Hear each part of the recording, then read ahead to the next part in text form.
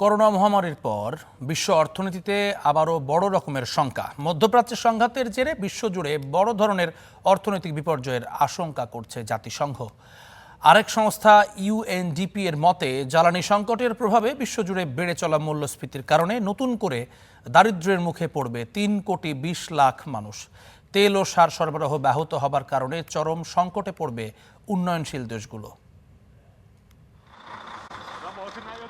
মধ্যপ্রাচ্যের চলমান সংঘাতের কারণে অর্থনৈতিক বিপর্যয়ে বিশ্বব্যাপী আরও 3,20,00,000 মানুষ নতুন করে দরিদ্র হবে বলে সতর্ক করে দিয়েছে জাতিসংঘ। ইউএনডিপি বলছে জ্বালানি তেলের উচ্চ মূল্য, খাদ্যের অভাব এবং অর্থনীতির ধীরগতি এই তিন জটিলতার মাঝে আছে বিশ্ব। ইরানের হরমুজ প্রণালী দিয়ে জাহাজ চলাচল বাধাগ্রস্ত হওয়ায় বিশ্বব্যাপী তেল ও গ্যাসের সরবরাহ কমে গেছে। এতে সারের দামও বাড়ছে, যার সরাসরি প্রভাব পড়ছে কৃষিতে। আর যুদ্ধের কারণে সবচেয়ে ক্ষতিগ্রস্ত হবে উন্নয়নশীল দেশগুলো, যেখানে দারিদ্র্য সীমার নিচে বহু মানুষের বসবাস।